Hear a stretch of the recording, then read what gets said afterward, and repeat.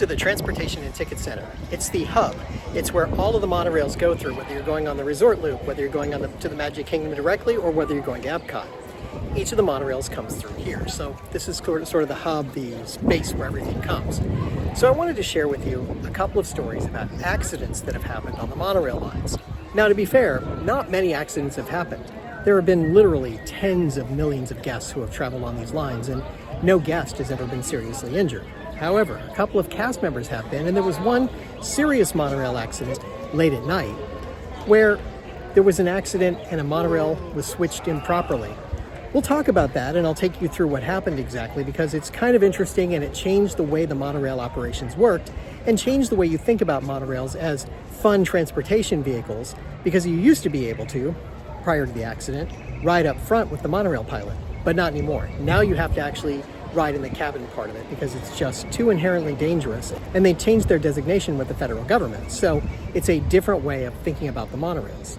So they are now a public transportation vehicle rather than being an attraction. That's not true at Disneyland. Disneyland still has them as attractions, but here at Disney World, they're public transportation vehicles. Before we delve into the incidents themselves, let's remember that the monorail came into service in October of 1971 with park opening and was expanded to include the Epcot line in 1981. There's about 14 and a half miles of track, and throughout most of the service, there's been 12 trains on those tracks.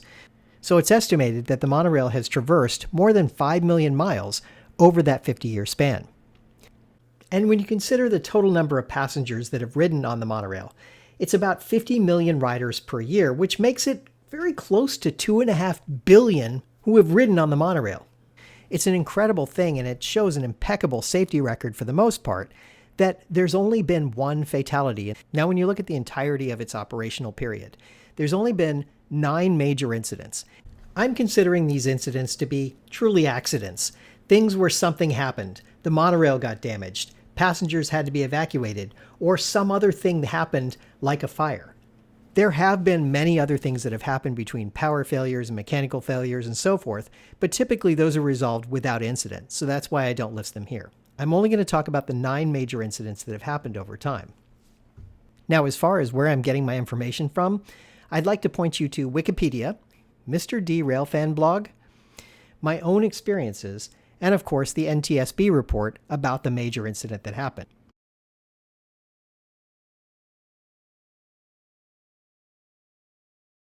Let's look at the incidents that happened chronologically. So we'll start with the first one that happened in 1974.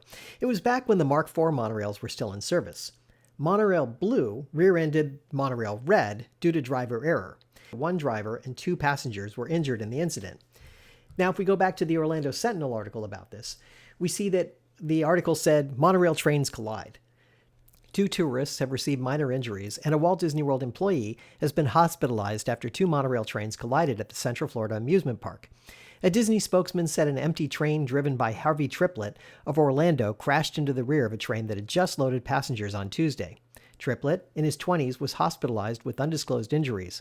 Rosemarie Veltri of Rochester, New York, was cut by broken glass, and Leo N. Rivers of Canton, New York, was treated for a back injury, the spokesman said. Both were released after emergency treatment. The next incident was a little more major. It happened about 10 years after the first incident, and just a few years after Epcot opened. Monorail Silver arrived at Epcot with a flat tire. Now, they have a procedure for replacing the tire, so the backup tire was placed on the car while passengers waited, and then they loaded the vehicle and set out for the Transportation and Ticket Center, that 3.5-mile journey. But the backup tire also went flat, and as it did, it started to rub away the rubber on it, and then the rim started to rub against the concrete, and this caused some sparking that ultimately led to a fire. Now, the driver, being on the opposite end, didn't notice it right away, but did see a warning light come on in the cockpit and stopped the monorail and radioed for help. Now, like the incident that happened in 1974, this was in the Mark IV monorail. So it was before they had put in all the fire detection systems, the emergency exits, and all of the other things. They hadn't really thought through evacuation planning thoroughly. Passengers were trapped inside and had to escape using the windows on the side and climb out to try and avoid the fire. It was a nearly disastrous event that caused 7 people to go to the hospital for smoke inhalation. But the problem here was the train is 30 feet up in the air, the passengers are stuck inside, and there's a fire. Now, the story goes that there were two brave passengers on board who decided to kick out the doors and a couple of windows and try to make their way to the roof. They could be lauded as heroes because they were able to get all of the passengers out of the car, onto the monorail, and then they shimmied down to the beam where they waited for help. The Reedy Creek Fire Department did show up a few minutes later and was able to rescue everyone with no serious injuries, but it was one of those amazing things that happened that through luck and a little bravery, everyone made it out safely. There were a couple of stories from around that time that came out in the local newspapers. The article, "Disney Fire, It's Amazing No One Was Hurt." Bruce Brenda and his wife Kitty went to Disney World to celebrate their 10th wedding anniversary. They decided to take a monorail ride Wednesday night. Then the fire started. There was screaming and panic, they said, but there was also courage. The courage and occasional clear-headedness contributed to the fact that while there were 200 people on the train, no one was hurt, officials said. The Bendas, visitors from Iowa, were in the car adjoining the one in which the blaze began. When the train came to a halt, the driver announced over the speaker system that the train would have to stop because of congestion ahead. He said a man in their car opened the door and told the passengers he could see a fire. At that point, people started panicking. They told him to shut the doors and everyone said, "Let's get out." We pushed the door open and stood on a window latch to get onto the roof. The flames were shooting 2 or 3 feet above the monorail when we were getting out. They got stronger and stronger. There were a few kids and women in my car who were screaming, but otherwise people stayed calm and helped each other out. Once we were out on the roof, we thought about jumping. We could see the car where the fire started burning, and we were worried that the fire was going to spread. We feel quite lucky about having got out safely. It's certainly an experience we don't want to have to go through again. Other witnesses told of how passengers escaped from the blaze. Vidal Medina, 28 of New York, was leaving the Magic Kingdom with his wife Kelly in their car when they saw flames coming from the monorail. I could see people on top of the monorail. Most of them were calm, but a few were screaming, "Get us out of here." Even when the flames were very strong, I still saw people coming out of the car. It was a great relief when we found out nobody was hurt. We thought it was amazing that everybody got out safely. Bill Morgan, 43, a Pennsylvanian, also was leaving Disney World when one of the passengers in his car spotted the fire. It looked like a relatively small fire, and we thought it was coming from the front of the monorail. It was like a tire on a car burning. We saw some debris falling to the ground. Once the fire got inside the car, it spread very quickly. People in the car must have used incredible self-control. It was a very frightening experience, and how they kept their poise is beyond me. I thought, my God, they don't have a chance of getting out of there. I thought this was going to be a disaster. It was amazing nobody was hurt. Morgan said there was nothing the people on the ground could do to help the passengers because the train was up so high. More than 200 people were on the train when the fire started, including about 35 in the car where the blaze began. The driver of the train, whose name has not been released, noticed a flasher on a console indicating that something was wrong in the rear car and stopped the train about a half a mile south of the main entrance to the Magic Kingdom. The fire, the cause of which is yet to be determined, was confined to the one car and was extinguished by the Reedy Creek Fire Department. The accident shut down the monorail system for 30 to 45 minutes. Trains between Epcot and the Magic Kingdom were running normally on Thursday. A spokesman said almost all the passengers received 3-day passports to the complex, and about 10 complimentary hotel rooms were offered. A Disney spokesman said this was the first major fire on a monorail at either Disney World or Disneyland in 26 years. There's another article. More than 200 people were rescued from a Walt Disney World monorail Wednesday when the fire broke out. No injuries were reported, but passengers in the last of the train's 6 cars climbed onto the roof 30 feet above the ground to escape smoke and flames. Firefighters extinguished the flames in 15 minutes, then took an additional 30 minutes to evacuate passengers from the futuristic train, one of 12 that runs on the elevated concrete rails around the Magic Kingdom to Epcot Center, and to several resort hotels. Disney officials said the passengers were taken by bus to the Ticket Center, the train's destination at the Magic Kingdom. They could not be reached for comment Wednesday night. A spokesman for Disney gave this account. Shortly after 9 p.m., the driver of the train running north from Epcot to the Magic Kingdom noticed a flasher on a console indicating something was wrong in the rear car. He stopped the train about a half a mile south of the main entrance to the Magic Kingdom and radioed Disney security. Almost immediately, passengers noticed smoke coming from the rear car, and the driver urged passengers to climb out onto the roof. About 20 to 30 people did so and walked toward the front of the train. One report said passengers kicked out a window to get out. Passengers in some of the other cars also got onto the roof when they noticed the commotion. The fire was confined to the one car, however, and extinguished by the Reedy Creek Fire Department. Firefighters used cherry pickers to pluck passengers from the train, and Disney officials described the evacuation as orderly and calm. The accident shut down the monorail system for 30 to 45 minutes, stranding other visitors high above the ground. Trains between Epcot and the Magic Kingdom remained out of service late Wednesday, but were expected to resume operations today. Disney security closed off the main access road to Disney World because of the fire, and park workers remained on the scene late Wednesday to examine the train and remove it from the rail. No estimate of the damage was available, and the cause of the fire was under investigation. The electrically powered monorails, built by Disney and Martin Marietta Corporation, cover 13 miles and handle nearly 20 million visitors a year. Park officials said the fire Wednesday was the first in a monorail since the park opened in South Orange County in 1971. In 1974, a monorail driver and 2 passengers were hurt when one train rammed the rear of another in the dark. So this was originally posted at 4 a.m. the day that it happened. So you get a sense of kind of how it came together and what was really going on there. It sounds kind of crazy, and things started to change about the way they think about the monorails and what happens with them. The key is that they realized that there has to be more safety features. They came up with different safety features to help the guests get out of the car, and when they came up with the Mark 6 monorails, they evolved that even further to make it easier for guests to be able to exit if they have to. There's still a procedure for climbing out onto the roof, but there is an easier way to get there now. I'm not saying it's a great answer, but it is an answer.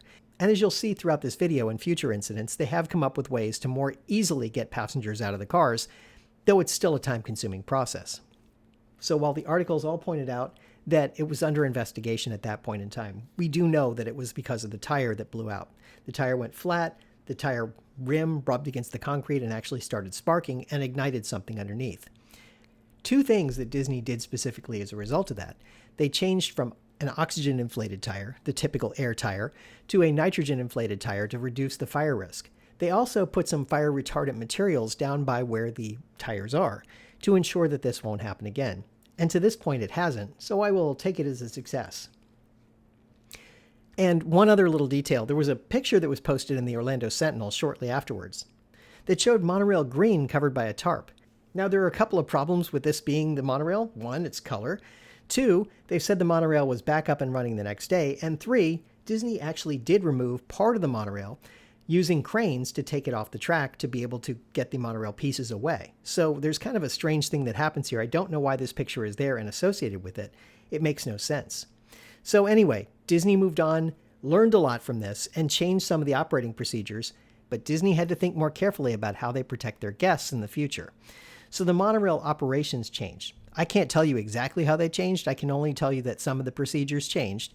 And my understanding is they made this a talking point to all of the pilots who became trained over time, and then also took it further with the leads, those would be the ones who were responsible for all the operations, to ensure that they knew what to do in a situation like this, so it wasn't the chaos that it was in 1985.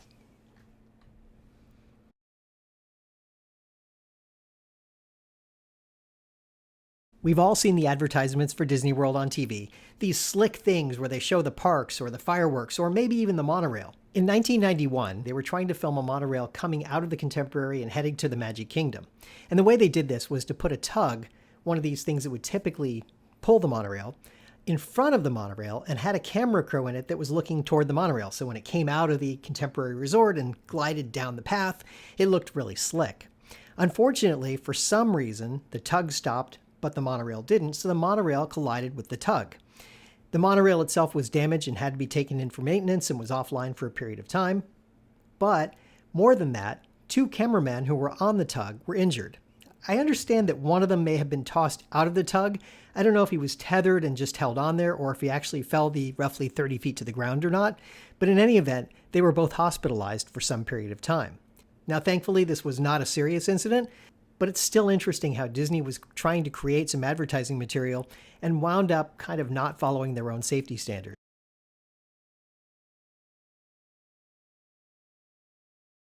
Flash forward a couple of years to 1996. There's a monorail heading into the Magic Kingdom. It's the middle of the day and there's only 5 passengers on board, and the pilot. As it's pulling in, the pilot notices there's an electrical fire. A couple of bus drivers down on the ground also notice there's a fire and some smoke coming from the monorail, so they head up to help. The monorail driver is able to pull into the Magic Kingdom station, all 5 passengers get out, The pilot gets out as well. The 2 bus drivers who were helping actually suffered from smoke inhalation and had to be taken to the hospital. But the Reedy Creek Fire Department was able to put out the fire fairly quickly, and they were able to take the monorail for maintenance. This one mostly stayed out of the news because it was such a small incident and all the passengers were safe, and the 2 people who were mildly injured were cast members. So it didn't really make the news cycle. It's kind of interesting how that happens. It's sad to think that the accident happened right here on this platform, and this is where things happened.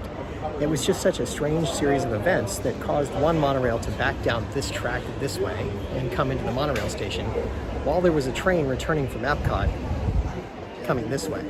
Let's go through the ins and outs of how that worked and how it came to be. It's kind of an unusual set of circumstances that required, as many of these things do, a confluence of events to come together in a very bad way. It's typically one human error thing that precipitates another that then becomes something that bubbles up to be many things that happened at the same time. So let's take a look at it and see how this actually happened. The NTSB report is really kind of interesting and explains it up pretty well. On my previous video, I talked about how monorails move back and forth across the switches, and in particular on the Epcot line, where you have to move the train from the Epcot circuit back to the express loop in order to get it to the roundhouse. So it's late at night, and the switching operation requires that there's coordination between the lead, who's working in the control center, the pilot, who's on board the train, and with the roundhouse. In there's a maintenance panel that they have to actually physically switch to make things happen. So this coordination works like this. There's a radio communication that happens between the 3. The important thing is that the person who's working at the control center, typically a lead with a lot of experience, has to walk to the end of the platform to verify that the switch is in the correct position, or walk down underneath and look to see that the switch is correctly switched. The pilot typically would have the visual in front of him to see where he's going, but in the case of switching back off to head back to the roundhouse, in the past, the pilot had to back through the transportation and ticket center. So they would come around on the spur and then back in, then the switch would be thrown and they'd pull forward onto the other line. So it takes some coordination to make that happen. And then the person that's at the switching panel has to make sure that that switch is thrown. So if the 3 of them are coordinated, there should be no incident. And in most cases, that's happened exactly that way. The person in the maintenance shop pointed out to the NTSB investigators that there's a couple of steps in the process to actually make the switch move. And he was distracted along the way when he got a call about another monorail in some incident, and then a second call about a different monorail. So he didn't verify that the switch actually moved. And then the system, if you don't push the button and make it happen, will reset. So it looks like everything's back to normal. It says, "Are you still there?" And then it disappears. So Disney had to actually make a change to that as well to make sure that that operation happens and it stays on the screen rather than just switching away after some timeout period. Standing on the platform are a couple of monorail operators, people who help the monorail load, make sure that people are safe and get on and whatever. They actually have a kill switch on them. That kill switch allows them to stop electricity from flowing to the monorail. So essentially, any monorails that are in the platform won't have any energy to continue on their path. So had the person been aware enough, they could have actually stopped the electricity from flowing and stopped this before it became an accident and a tragedy. I'm not sure if they did not have them on them or they just weren't aware enough. It was late at night. This is a fairly typical operation. It happens every night at the end of the evening. It could have just been that they just got complacent and didn't think about it and just didn't reach for the kill switch fast enough. I don't know. But that kind of thing, that's what that's there for, to prevent that sort of tragedy. I should also make reference to the safety system that's inside the monorail. The monorail, during a switching operation, will actually have the fault using the MAPO system. That's the Mary Poppins system. That's the system that tells them how close they are to something else. When the monorails are switching, essentially, the pilots are overriding the safety feature when they're moving like that. But unfortunately, the switch wasn't thrown properly. No one noticed it until it was too late. And we had an accident that killed this poor young man doing what he loved, driving a monorail. Now, as we look at the entirety of what happened, what we see is that the monorail switch wasn't thrown properly, the monorail backs out incorrectly, and the 2 monorails wind up on the same line, and they crash into each other. There were a lot of things that happened here. If you look at the NTSB report thoroughly, you realize there was many failure points. There was a lot of things that happened. The pilot that was in Monorail Pink that was backing up couldn't see the train behind him, even though the mirrors were clear. He just couldn't see it because of the location of it. The pilot who died, who was in Monorail Purple, was unaware that Monorail Pink was backing into him in that moment in time because the communication didn't happen properly. And then, to top it all off, the person running the switch at the roundhouse didn't actually throw the switch. So you're probably thinking to yourself, yeah, that's a little confusing. So what I thought I'd do is use my Monorail toy to kind of explain it a little differently. So let's take a little orientation here. We see the switch to Epcot and the spur switch. Let's turn it 90 degrees. This would be the switch that takes you between the resort and the express loop. And then this would be the Epcot loop. So Epcot would be off to the right like that. I know I've shortened it up a lot, but you get the idea. So we go around and we take the monorail and it goes around in a big loop. And that's how it gets to Epcot and back. And that's what happens. So we're pulling into the station here that's back at the Transportation and Ticket Center to let off passengers. Now, if we want to move the train to the roundhouse, we have to actually go through the spur switch. Then we're going to back up through the spur switch and then go over to the express loop and then go on from there. So the monorail pilot will take it past where the spur switch is. They'll stop. They'll have the switch thrown. And then they'll go ahead and make their move to actually pull back in. So here's where the tricky part is. This is what didn't happen here. So in normal operations, you would have the monorail would back up over that spur switch, would go through and would wind up back at the other side of the Transportation and Ticket Center on the express loop. And from there, they can head up and go to the roundhouse and use the other switch to go back that way. So normal operations would work something like this. Now, when it pulls in there, then it would be able to switch back over to the express loop and would go on that way. Now, here's what happened that night. The monorail went around, monorail pink in this case. I'm sorry, it's a black monorail. I don't have enough monorails to have a pink and a purple. This didn't happen. The switching part did not happen. So when the monorail started to back up through the switch, it wasn't switched. So they wound up back on the monorail loop exactly where they started. And then there was the monorail purple that was coming through that same loop. And they crashed. They collided because they did this. And that was what happened. And by the way, there's a link to the NTSB report, the full report that they produced, below in the description of this video. If you care to read it yourself and kind of go through it, it's there. And as a result of what happened, Disney was, of course, fined and had to change some of their operating procedures to meet certain standards. Among the things that happened was that they are no longer classified as an attraction. They are now classified as a public conveyance. And with 50 million passengers a year, that makes perfectly good sense.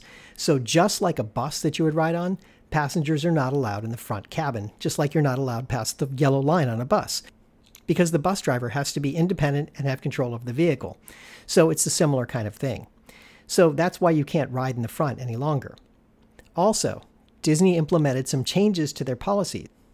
As you'll see from this video from Random Land, he was lucky enough to get inside the cab and have a look around, and you can see some of the automated systems that now exist.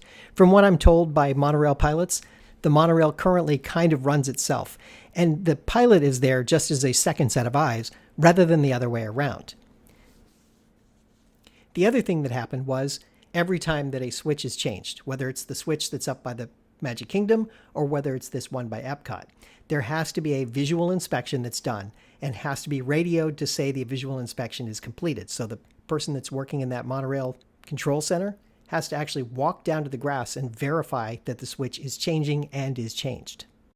It's a tragedy that could have and probably should have been avoided, and hopefully we'll never see something like this happen in the future. Not to belittle this in any way, but it's still kind of impressive that for 40 years, there were no major incidents other than that fire in 1985, but there were no fatalities. And in the last 15 years since, there have also been no fatalities. That's kind of impressive in its own way. Summer in Florida is known for lightning strikes. And for the first time in time that I can remember, lightning actually hit the power station that provides feeds to the monorail. So there was an electrical system failure, and the monorail system entirely shut down. All of them were taken offline because the electrical system overloaded. Engineers were able to put the electrical system back to right, and all of the monorails got up and running again fairly shortly afterwards, except for Monorail Gold. Monorail Gold was on its way back from Epcot and got stuck there. They couldn't restart it. They wound up calling out Reedy Creek and the fire department evacuated the 120 guests that were on board the monorail, got them to safety, and then they were able to put the tug on the front and tow the monorail back to the roundhouse and get it repaired later.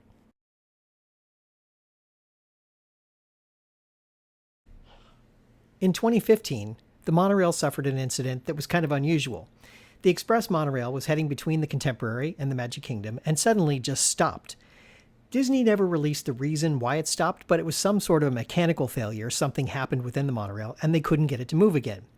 So passengers were stuck on board the monorail for some period of time. Now the reports vary wildly in terms of how long they were actually stuck, but I tend to believe that it was over 4 hours that they were up there. So it seems that there was some miscommunication between the monorail, Reedy Creek Fire Department, and Orange County Fire Department. Though I'm not sure why the Orange County Fire Department had to be called in. It might be because they had more bucket trucks to be able to help out. But there was some communication issue and it took longer for them to respond. So while the incident started around 3 o'clock in the afternoon, the fire department didn't show up until sometime around 5 o'clock. So the passengers were stuck in there. Now, unfortunately, because there was this mechanical issue, there was no electricity in the monorail either, so the air conditioning was not running. Some passengers took to taking the emergency exit windows and popping them out. And then it turns out that the fire department only took passengers out of a couple of cars that had medical issues. The rest of the passengers had to wait for a tug to come, and that tug then towed the monorail into the Magic Kingdom station, where guests were finally able to exit the cars. Because there was no immediate danger to the guests, it feels like Disney may have played this one a little bit incorrectly and left the guests on there for too long. A couple of guests complained that it was like a greenhouse inside the monorail cars, and that probably is true to a point, especially after a little while. Some of the cars had more passengers in them, some of them were kind of empty, but it seems like there was a bit of an issue here in getting everything coordinated and getting the guests off the monorail. About a month later, there was an incident involving Monorail Coral. In this case, there were no passengers on board. There had been an issue with Monorail Coral, and they had sent a tug out to retrieve it and take it back to the roundhouse.